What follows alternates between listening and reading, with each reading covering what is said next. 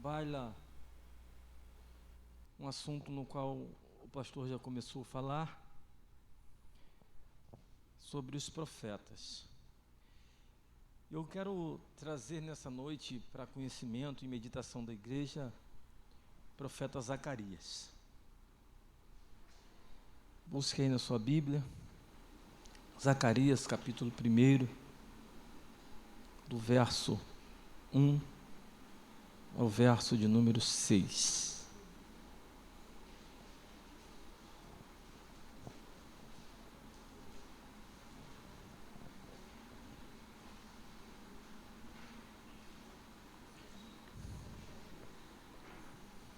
Profeta Zacarias, o capítulo é o 1, dos versos 1 ao 6.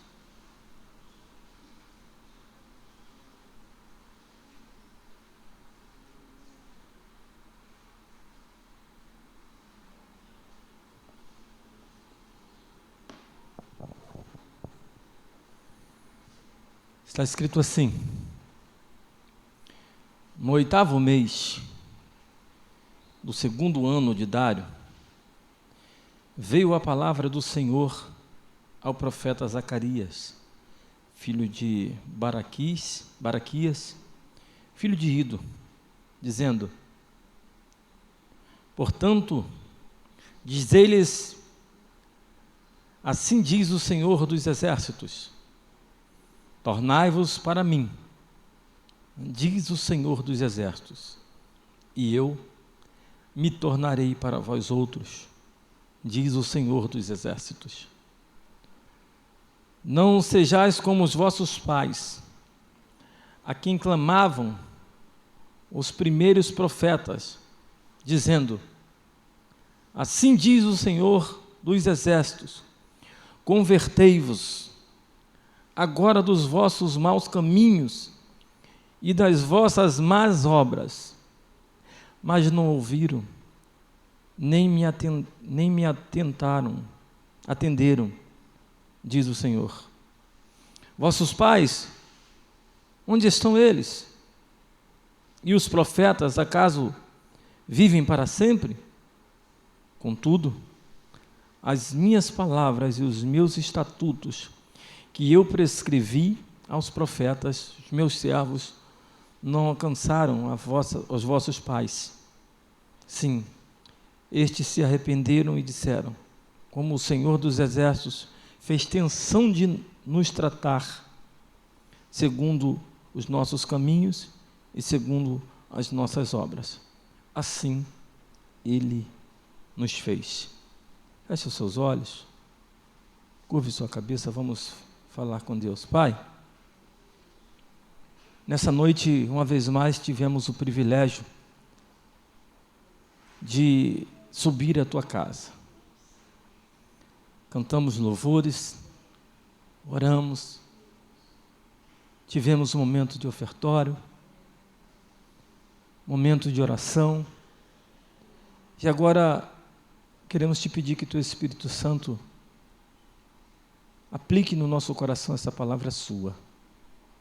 Em nome do Senhor Jesus, nos dê discernimento vindo dos céus, para alcançarmos a sabedoria e o conhecimento, para nessa geração sermos a Tua boca. É o que Te pedimos, agradecidos e confiados em nome de Jesus, que vive e reina para sempre. Amém. Zacarias é um profeta que começa o seu ministério com, digamos assim, duas incumbências. A primeira era ajudar o seu contemporâneo, o profeta Ageu, na reconstrução do templo. Logo, ele se envolve com Ageu, para os dois juntos somarem forças para dar início à reconstrução do templo. Segundo incumbência de Zacarias, fazer conhecido ou trazer à lume, à baila, à tona, aquele que já existia desde antes da fundação do mundo, mas que ainda não era o tempo de ser manifestado ou de se tornar visível, palpável aos olhos humanos. Anunciar o Cristo. Missão dificílima. Por quê? Porque uma coisa é você apresentar a alguém uma pessoa, um fato que já é conhecido. Outra coisa é você apresentar para alguém uma pessoa que está a todo tempo se mostrando, mas não se faz vista. O presbítero Alain falou aqui algo, eu já tinha introduzido, ou melhor, eu já tinha pensado em introduzir isso nesse corpo da mensagem. Agora, para o final do ano, nós costumamos a ver muitas brincadeiras chamada de amigo secreto ou amigo oculto. E o amigo secreto ou amigo oculto é aquele que no momento oportuno se apresenta. No momento oportuno ele se mostra e você não sabia nem que era ele, mas era ele. A missão de Zacarias é essa. É mostrar esse amigo que era secreto para a nação, para o povo, mas que ele já sabia quem era. Eu não sei se já falei isso aqui, mas eu tenho uma sobrinha, ela é muito parecida com a minha primogênita, Thaísa. E a minha primogênita, algumas pessoas aqui já teve a oportunidade de conhecer, ela já veio 2 vezes aqui na igreja, ela é bem branquinha. E aí, as duas brincavam lá em casa, minha irmã morava próximo, e eu não tinha hora para chegar, mas eu costumava chegar sempre na parte da tarde, 3, 4, 5 horas, às vezes 7 horas, de maneira que elas não sabiam a hora que eu ia chegar, mas elas, quando escutavam um barulho, pensavam que era eu chegando, elas se escondiam. E aí a minha missão era procurar elas quando eu chegava em casa. E sabe de uma? Escondiam-se sempre no mesmo lugar. E às vezes eu conseguia ver os pés, eu conseguia ver os cabelos, eu sempre via aonde elas se escondiam. A missão do Zacarias é exatamente essa: mostrar para o povo alguém que já existia desde antes da fundação do mundo, mas que ainda não eram vistos por todos. Estava sempre se deixando à mostra, mas não aparecia totalmente.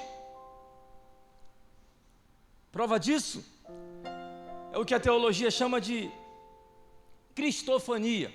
O que é a cristofania? É o Cristo revelando-se através de pessoas ou de coisas. E há também a segunda coisa, que é chamado tipo, ou o tipo de Cristo. Na cristofania, por exemplo, o nosso Senhor se apresentou algumas vezes. A primeira profecia que vai falar dele está no livro do Gênesis, no capítulo 3, no versículo 15, onde diz que ele virá para esmagar a cabeça da serpente. A partir dessa profecia, ele surge na cristofania, apresentando-se a Abraão. Quando Abraão estava assentado na sua tenda, no maior calor do dia, diz a Bíblia que 3 anjos se aproximam. Logo, Abraão ele entende de quem estava se apresentando, ou quem estava se aproximando, era muito mais que anjo, era o Senhor, na cristofania. Prova disso é de que 2 anjos vai destruir Sodoma e Gomorra, e um vai ficar, e o que vai ficar é exatamente o que vai liberar uma palavra, e a palavra vai ser: olha, eu vou sair, e daqui a 1 ano ou 12 meses eu voltarei, e tu terás aí contigo um filho nos braços. A cristofania também é a mesma forma de uma coisa. Lembra do Jacó fugindo do seu irmão que queria matá-lo? O texto bíblico vai dizer de que ele vai deitar para dormir, vai pôr a cabeça, reclinar a cabeça sobre uma pedra, e ele vai sonhar, e ele vai ver uma escada e anjos subindo e descendo. Jacó não sabia, mas era uma manifestação do Cristo, ou de uma espécie de Cristo. E é João quem vai fazer essa revelação, e ele vai dizer: olha, é sobre mim que virão os céus abertos, e anjos subindo e descendo. Tipo de Cristo, podemos dizer do próprio Moisés. E isso tudo é o que o profeta agora vai trazer. Ele vai procurar mostrar a esse povo, que agora liberto do cativeiro por Dário, e agora esse povo embebedado de outras culturas, dizem que serve a Deus. Mas esse mesmo povo que diz que serve a Deus é o povo que está na igreja numa semana, e na outra semana está nos Rock in Rio da vida, contemporaneizando. É o mesmo povo que está num culto, num final de semana, que levanta a mão, que chora, que glorifica. No outro, está nos shows de rock. Por exemplo, como aconteceu semana passada, que arrastou multidões e me entristeceu post de algumas pessoas que eu conheço nesse show. É essa a missão do Zacarias agora: anunciar esse Cristo que está desde a fundação do mundo, se mostrando, se deixando ver por relances, mas que ainda não poderia ser manifesto, ainda não era chegada ao seu tempo. E é ele que vai trazer a profecia. É Zacarias que vai dizer: olha, virá um tempo aonde o rei dos judeus virá montado sobre um jumentinho, filho de uma jumenta. Capítulo 9 ele vai trazer essa revelação. É esse Zacarias que está trazendo essa revelação para esse povo, para fazer com que esse povo distante, para fazer com que esse povo agora frio, esse povo agora embebedado de uma outra cultura, servindo a outros deuses, entenda de que existe um rei nos céus, e de que esse rei tem um reino, e de que o seu reino está preparado para os seus. É Zacarias quem vai linkar esse Cristo escondido com uma árvore genealógica davídica. É Zacarias quem vai linkar não só com uma árvore genealógica davídica, para dizer que ele é o rei, mas também faz um link sacerdotal, para dizer de que ele de fato é o sumo sacerdócio. É Zacarias quem tem a missão de mostrar, de fazer conhecido esse Cristo que ainda não era revelado, mas que agora já estava esquecido por esse povo dele. O pano de fundo de Zacarias e Ageu é praticamente o mesmo, são contemporâneos, como eu disse antes. Mas Ageu se envolve de uma forma mais direta na construção do templo, enquanto Zacarias ele também está envolvido nessa construção, mas ele encontra tempo para falar das visões. E as suas visões, elas também são um pouco parecidas com as visões de Ezequiel e de Daniel. As suas profecias também são parecidas com as profecias de Ageu. Mas ele tem uma urgência. Ele faz com que as suas profecias elas sejam aplicadas de forma imediata. Ou seja, para aquele tempo, para aquele contexto, para aquele povo, para aquela nação. Isso porque ele entendia de que o tempo ruge, e ele entendia de que o tempo poderia chegar muito mais rápido do que ele imagina. Hoje, filho de um amigo, um casal de amigos, Saracuruna, morreu de overdose. 22 anos, desviou da igreja, criado no lar evangélico, ou melhor, a mãe evangélica, o pai não, mas se envolveu com drogas e de ontem para hoje foi a última dose. E um outro amigo postou uma foto dele e dizendo: vai em paz, meu amigo, a tua hora chegou. Um jovem de 22 anos. O problema é que a gente está sempre achando que o tempo vai nos esperar. O problema é que nós estamos sempre pensando que vai dar tempo. E a gente não sabe. O Cristo, que aqui ainda não era revelado, aguardou o tempo dele. Porque um dia, Deus disse que iria fazer com que ele se revelasse, e para isso ele precisaria de um ventre. E agora, ele vai se esconder dentro de um ventre que ele mesmo formou, que ele mesmo criou. É paradoxal, porque agora ele está dentro de um lugar, e ele vai nascer desse lugar que ele mesmo criou.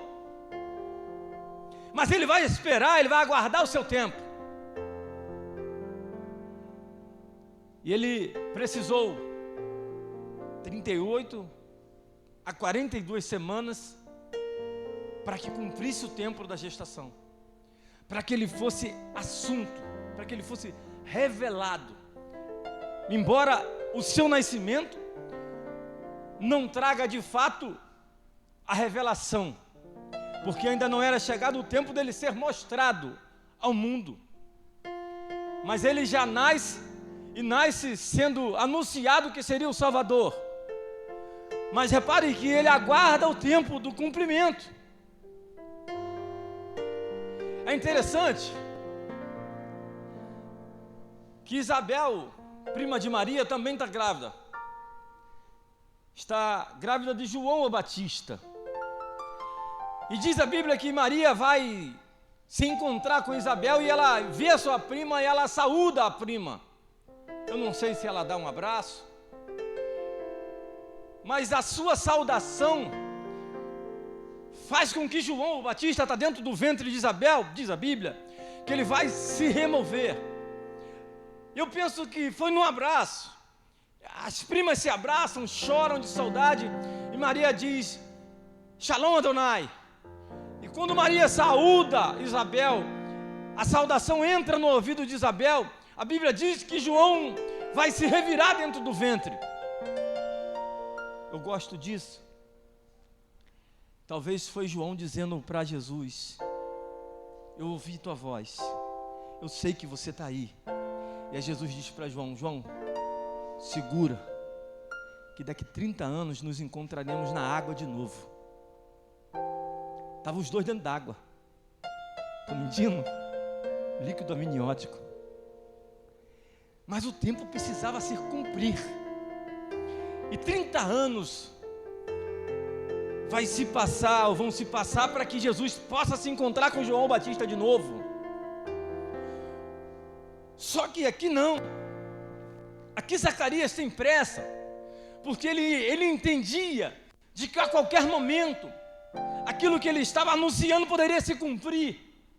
Então ele tem uma missão de fazer conhecido aquele que ainda não era nascido, mas que ele já tinha sido avisado ou anunciado, e essa é a função de um profeta: ouvir aquilo que Deus faz e passar para o povo.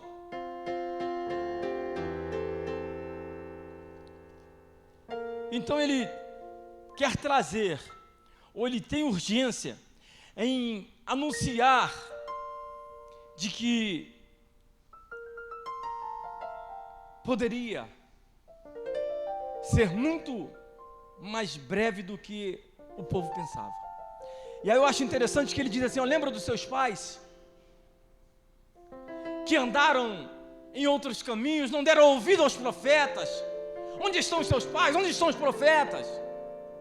O que ele está querendo é fazer com que o povo de fato tenha uma decisão, e essa decisão precisava ser imediata. A minha e a sua missão na terra é exatamente essa: fazer com que esse povo que está embebedado de uma outra cultura, servindo a outros deuses, muitos deles até dentro das igrejas evangélicas, entenda de que é iminente a volta de Cristo, e pode ser amanhã, pode ser daqui a um minuto. Nós não sabemos o que vai acontecer, portanto, nós somos os profetas dessa nação, e está sobre os nossos ombros anunciar que o Cristo pode vir a qualquer momento. Está sobre os nossos ombros mostrar para essa geração que existe um Cristo que um dia veio a esse mundo, que morreu, mas que ao terceiro dia ressuscitou, e que pode voltar em um abrir e fechar dos olhos, segundo relatos bíblicos. A pergunta é: nós estamos anunciando esse Cristo? Nós somos profeta dessa geração? Nós temos anunciado isso aonde quer que nós possamos ir? Porque o que está sendo pregado aí é um evangelho água com açúcar, aonde as pessoas vêm para esse evangelho que não são confrontadas com o seu pecado. O Zacarias aqui está mostrando a esse povo: olha, existe um perigo de uma volta, de uma vinda, ou de uma volta iminente do Senhor, e vocês precisam arrepender-se, vocês precisam se consertar. É essa a nossa missão: é apontar o pecado, mas estender as mãos, é falar que isso é errado, mas mostrar a solução. E a solução era essa: consertar a vida, arrepender-se. A profecia que ele trazia, ele falava disso, de que poderia ser muito rápido, poderia ser breve. Ou seja, a profecia era então imediata para aquele povo. E a segunda profecia, ela era para o futuro. O problema está exatamente em encontrar o futuro, ou esperar o futuro, e entender de que o futuro pode não chegar para nós. Se Zacarias está anunciando a segunda vinda, projetando o futuro, ele então está dizendo de que essa segunda vinda servirá única e exclusivamente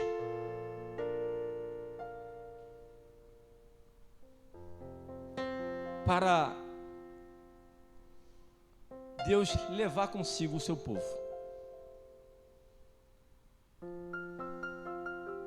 O interessante é de que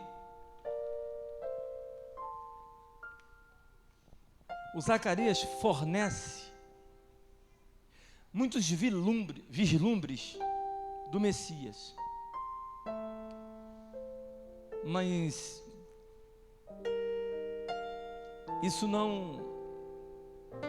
não era o suficiente. Sabe de uma? Nós somos chamados para andar segundo aquilo que nós não vemos, mas nós cremos. O problema é que a gente às vezes está querendo ver sinal demais. Às vezes a gente quer que Deus se manifeste numa teofania, numa cortina de fogo do nosso lado. A gente quer ver anjinho com a auréola na cabeça, arco e flecha, asinha nas costas. E na realidade, isso tudo mostra uma incredulidade. Porque se Deus falou contigo ou falou comigo, a nós cumpre apenas obedecer. Por isso, o rei é o rei que vem resgatar a sua igreja. Só que ele não vai resgatar qualquer um. Ele vai resgatar os arrependidos, aqueles que quiserem lavar as vestes no sangue dele. E o Zacarias então está trazendo para o povo uma promessa de uma habitação. E essa habitação é num novo céu e uma nova terra. O que Zacarias está tentando projetar para esse povo é de que, se hoje nós estamos aqui, existe um plano melhor que esse. É a Bíblia que diz. E aí, nós hoje precisamos entender no mínimo duas coisas baseado nessa breve explanação. A primeira, eu e você, nós somos o elo de ligação entre Deus e o povo. Sim. Eu e você, nós, a igreja de Cristo, é o elo de ligação entre Deus e o povo. O elo de ligação é o que dá continuidade. Se hoje nós dizemos o Deus de Abraão, Deus de Isaac, Deus de Jacó, é porque o Isaac estava no meio, para ligar o pai que recebeu a promessa com o neto que era o cumprimento da promessa. A nossa missão hoje, a primeira delas, é fazer com que esse Cristo que já foi revelado seja acessado por essas pessoas que ainda não tiveram a oportunidade de vê-lo. Sim, esses que ainda não creem precisam vê-lo. Nós não, nós cremos nele. Mas esses que ainda não creem precisam vê-lo. E nós que já ouvimos, ainda que não em uma forma corpórea, e entendemos que ele já veio e voltará para buscar a igreja, precisamos ser esse elo de ligação que façam com que os outros vejam esse Cristo. E como é que eles vão ver esse Cristo? Segundo relatos bíblicos, um dia o conselho da Santíssima Trindade disse: façamos o homem a nossa imagem, conforme a nossa semelhança. Então, pastor, o que o senhor está dizendo é que para eles verem Cristo, eles precisam ver em nós uma maneira diferente de ser, uma maneira diferente de agir, uma maneira diferente de se comportar, uma maneira diferente de falar. E já cantava, e aqui nesse mesmo púlpito cantou o pastor: tu se parece com eles no jeito de falar, tu se parece com ele no jeito de agir. Essas palavras são dele, eu já ouvi pregar. Lembra? Pastor Alain Araújo foi membro aqui. Então, quando eu disse que ela não é fácil, essa missão, é porque para nós vestirmos ou tomar posse daquilo que nos foi prometido, e para que nós venhamos ser esse elo de ligação entre Deus e a humanidade, nós precisamos resplandecer o brilhar e o resplandecer de Cristo Jesus. É difícil demais, porque vai exigir de nós uma vida de santidade, vai exigir de nós uma vida de renúncia, vai exigir de nós a vida de abrir mão de coisas em favor de pessoas, e pasmem, às vezes pessoas que nos fizeram mal. É assim, simples assim. Só que tem uma coisa: quando nós nos colocamos como um elo de ligação para fazer com que esse povo que agora anda em treva possa acessar Cristo, que é a luz, Deus, o próprio Deus, se encarregará de colocar nos nossos lábios a palavra que é dele. E a palavra dele nos nossos lábios, ao ser proferida, encontrará o coração das pessoas que se encontram perdidas hoje. Zacarias está com essa missão nas mãos, uma batata quente, e ele está tentando ser esse elo de ligação, anunciando, se colocando nas brechas. Para quê, pastor? Para que a gente consiga ser a segunda parte.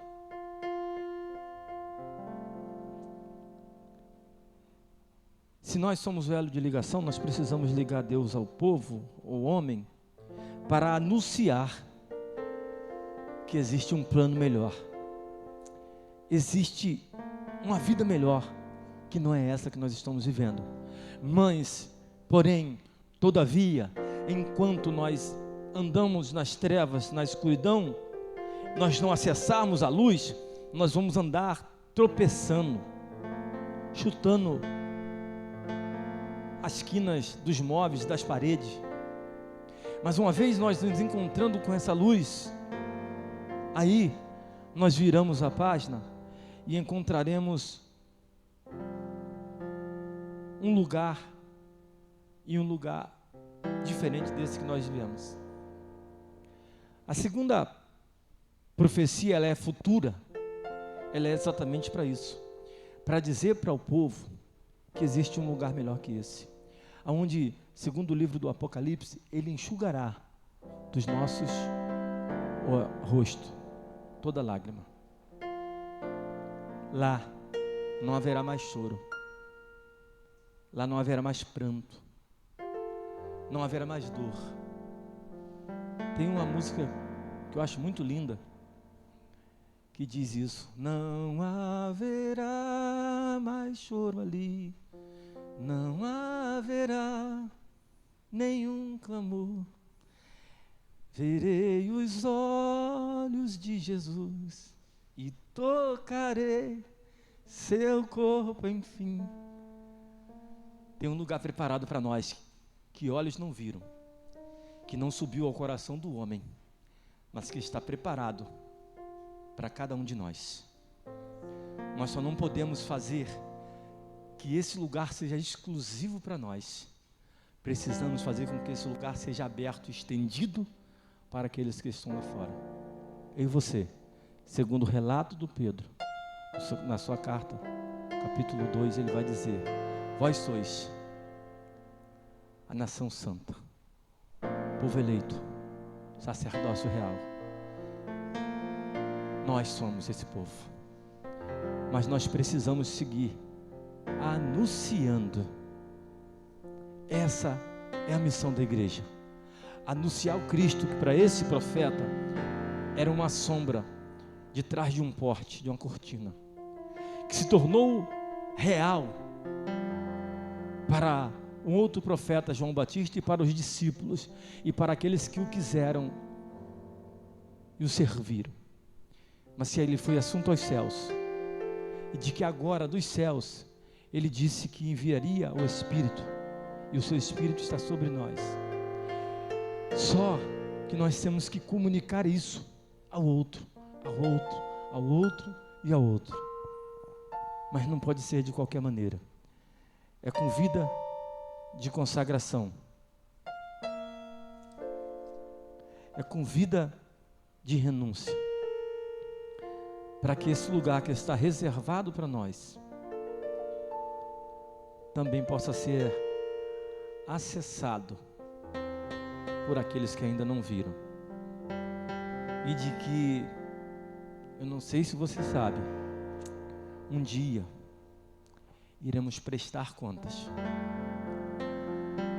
E as nossas obras denunciam a quem nós servimos. Que sejamos para essa geração profetas dispostos a apontar o caminho, independente da palavra que Deus colocar nos nossos lábios. Que hoje tem muito isso também. As pessoas só querem falar aquilo que agrada aos ouvidos dos ouvintes. Um dia eu estava num evento em São Gonçalo e tinha um culto ao ar livre e os louvores eram bastante agitados, sabe? Era só aquele louvor pegada mesmo de o baterista arrebentar a baqueta. E aí quando o pregador subiu ao púlpito, era um caminhão, eu fiquei assustado com o que ele começou a dizer. Eu não consegui terminar de ver ele pregando, porque eu tinha que sair. Ele disse assim: quem disse para você que se você continuar fumando um baseado, um por semana você é viciado? Quem disse que se você continuar se relacionando com o marido dos outros uma vez por mês, você é uma fornicadora, uma prostituta? Quem disse que se você diminuir a prática do pecado e passar a praticar uma vez só por mês, você continua sendo pecador? Mentiu para você. Aí ele disse: eu tenho uma palavra do céu para a sua vida.